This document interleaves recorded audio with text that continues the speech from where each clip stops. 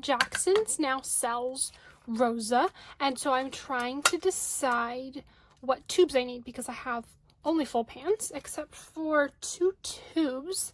There was one color we couldn't get in a full pan and we ended up getting a tube, and then I got one more tube. They're so much more cost effective on Jackson's now, and they are selling out. So I am trying to figure out what colors I need, but I thought I would bring you along on that process real quick. I have put the tube paint in a full pan before and had it dried down, and it paints the same as these full pans. If you've tried the full pans before and you want to get the tubes or vice versa, with my limited experience of 2 colors, that has been working. So I'm going to get some tubes. By the way, look at my fingers. Aren't these pretty? My aunt gave these to me. And like this one's sparkly. Anyway, that's what I'm going to work on doing today.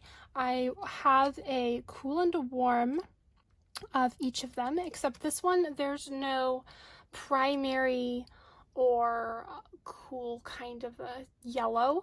With the Rosa, that's not cadmium or nickel. I'm avoiding those and cobalt because you need to use safe studio practices for those, and I can't get up and wash my hands before taking medicines or drinking water. I have chronic health challenges, POTS, and wrist strength issues, so I drink water a lot, take medicines every few hours, and sometimes I can't get up to go wash my hands before taking medicines if I was in the middle of painting. So I've eliminated cadmium, cobalt, and nickel from my palette. I will put links in the description for you if you want to check that out.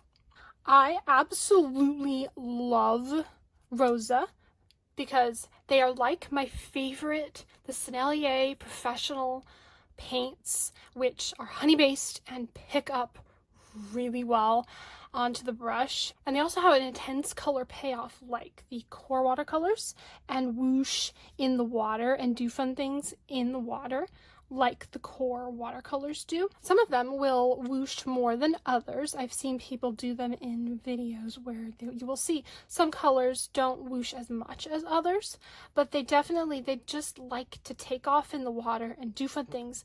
That works really well for wrist strength issues. You can kind of do an abstract landscape, wet the page, drop in some green, and it does this like fingery watercolor thing, and then you have trees. And you don't have to like do tiny detail work that hurts your wrist to like paint trees. The paint does the work for you.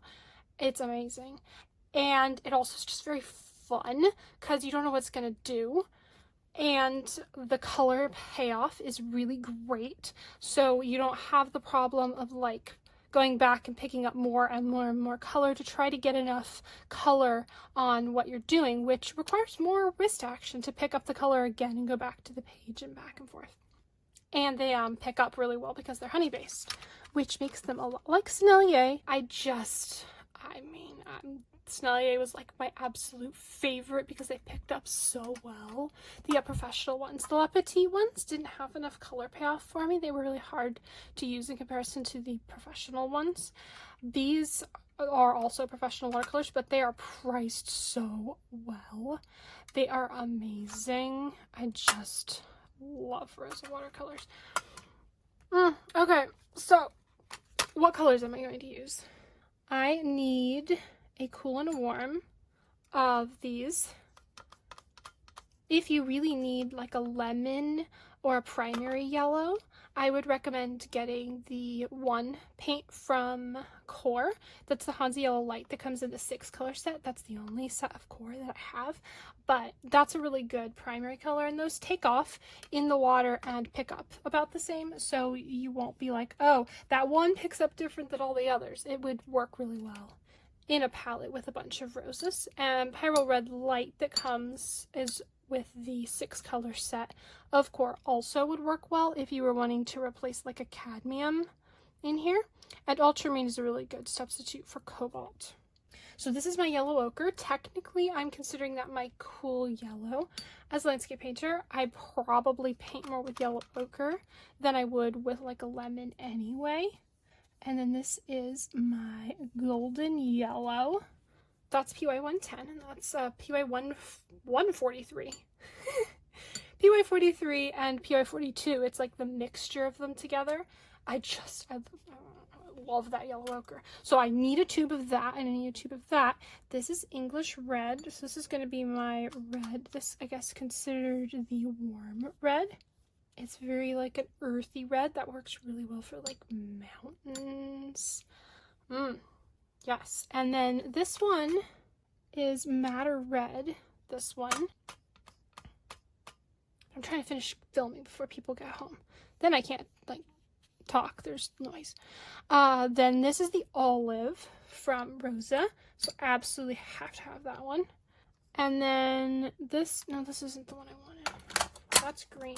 This is sap from Rosa. Oh, we're doing, all of this is about Rosa. They're all from Rosa.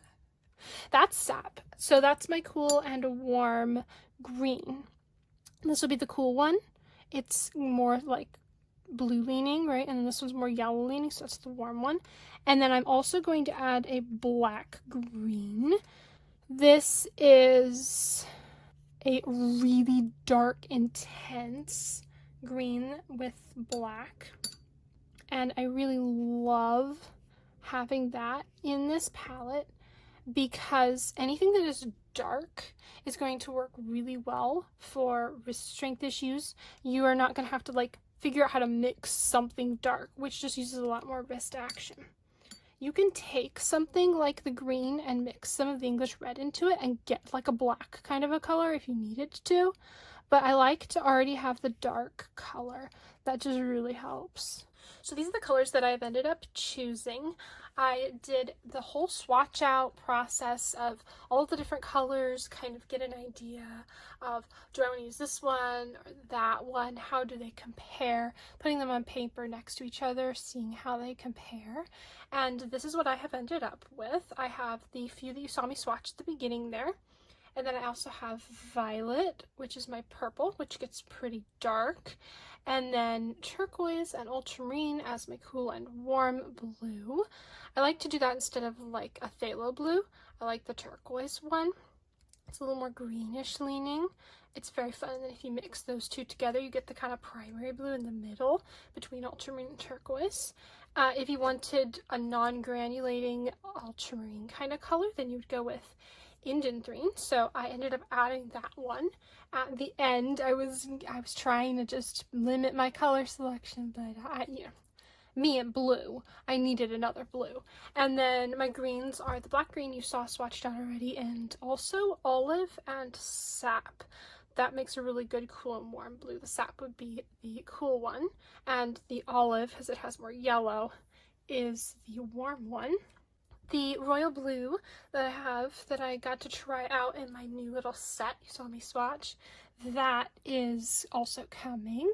That has a lot of white in it. That's been really great for skies. I think that might be a good cobalt blue substitute, but it does have a lot of white in it. Cobalt's opaque though anyway. And then raw sienna I have, which is very close in color to the yellow ochre. I don't know if I need both of them in there, but it's a little more brown leaning. I think it would make more of a sand color, and then the yellow ochre makes a really good yellow in my palette, so I have both of those. Sepia is the one I'm going to use for my burnt umber kind of a color, because the burnt umber is actually not a great color payoff. It's quite pale. It doesn't pick up very well. There's like not really a good color payoff with that one. But the sepia is a nice dark brown, so I'm going to go with that for my burnt umber. And then I've got burnt sienna and indigo. Indigo is like my favorite color from Rosa. It's just as dark as the black green, so it's entirely possible that I don't actually need both black green and indigo, but one's blue leaning and one's green leaning, and I need both. That's the conclusion. So those are the colors that I am getting. I will have to show you once they arrive, do a Jackson's unboxing and swatching of Rosa watercolors. Oh, that'll be so exciting. You'll have to definitely subscribe so that you don't miss that. Thank you so much for watching. Hopefully this was helpful. Let me know if you've tried Rosa and if you absolutely love them too. Thank you so much for watching. I think I said that already. I will see you in the next video. I'll see you in the next video. I'll see you in the next video. How do I even say that?